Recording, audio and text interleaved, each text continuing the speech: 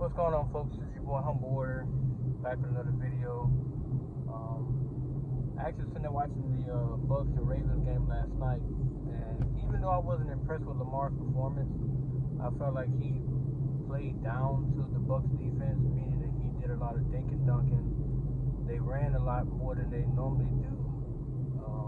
From what I've seen this season, they ran a whole lot more, and they didn't have many explosive plays that they did against the Dolphins in week 2. So my takeaway from that game is, truth be told, Tom Brady, he's gotten old before everybody's very eyes. He struggled at times last night where he second guess throws. He would hold the ball a little bit longer than what he's supposed to. Houston, the linebacker on the Ravens, got back-to-back sacks because Tom Brady literally tried to go to Mike Evans with a quick route and was forced to hold on to the ball based on either one. I know the third down play, no, the second down play, I think it was. No, the third down play, I'm sorry. Mike Evans was double covered, so he took the sack. The fourth down play, it shows Mike Evans, it shows that either him or Chris Godwin gave him a crease to put the ball into. Tom Brady pump fake, hesitated, and then went down with another sack. And now he holds the record. He's the all-time most sacked quarterback in NFL history. He has 558 sacks that he's taken all time. That's number 1 in the league. So he now owns the record for the most sacks taken. At first it was held by Ben Roethlisberger, but now it's Tom Brady. So last night, that game was horrid. It got to a point in that game last night, they were down by 11 with 6 minutes left. And then they made it somewhat of a respectable ball game by scoring another touchdown. But I think at that point, Tom Brady had 240 yards, but he had 34 attempts. He had only 1 touchdown. He threw nearly, I want to say 2 possible interceptions last night.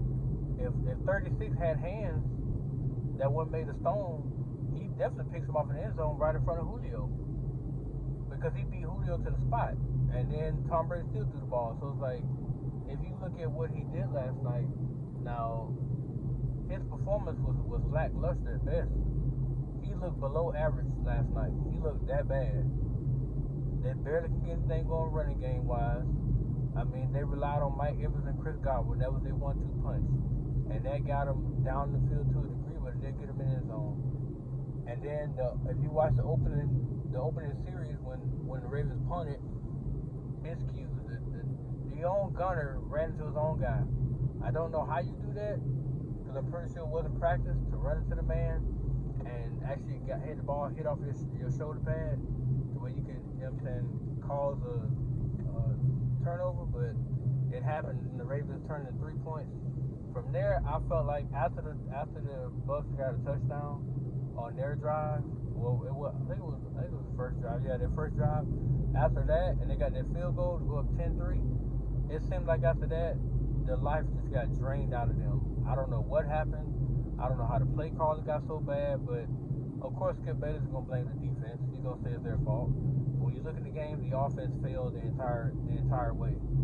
If your defense is actually, they locked down the Ravens in the third quarter, and then all of a sudden in the fourth quarter they gave up, they gave up 14 in the third and 7 in the fourth.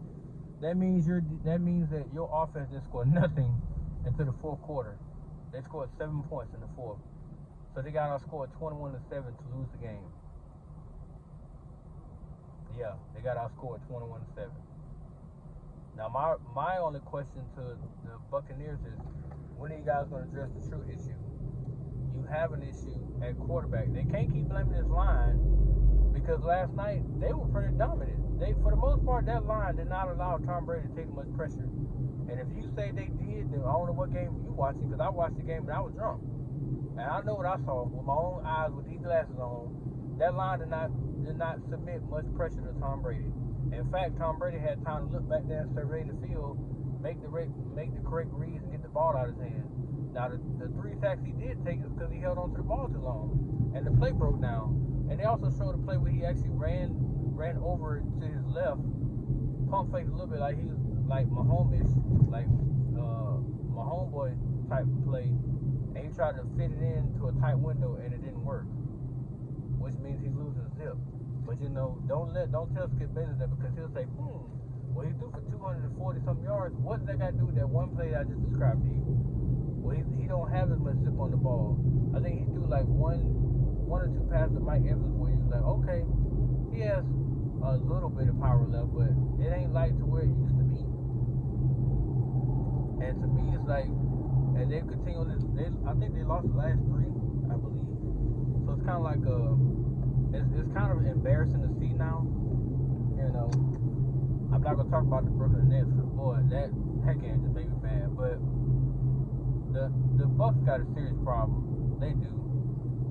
They can no longer beat reputable teams, meaning they can't beat teams that present a problem, and then they can't beat the lackluster teams. I don't know who the next opponent is, but pretty sure they got an opportunity to win as well. Hopefully they can snap this. I think they're on a 3-game losing streak. Get back to playing football the way they're capable of doing it. Because right now Atlanta is leading the NFC South. Atlanta. And Atlanta's under 500 right now. They're 3-4. Tampa Bay is 3-5. And if Atlanta wins this weekend, they'll be 4-4. So that division itself is pathetic. And people, before the season started, people had already gave the Buccaneers that division. They said they're gonna have that on lock. It was not a team that's gonna be threatening the Buccaneers.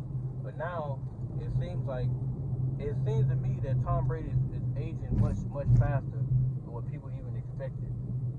And not to mention the way he's playing right now, it ain't even worthy of being a top 20 quarterback. It's just not. But that's my opinion, guys. Let me know what you thought about the game last night. I am happy that Lamar did win, because I feel like he's on his way. We'll see what he does in the playoffs, though. But I'm actually happy they got the dub. But let me know what you guys think, man. Peace.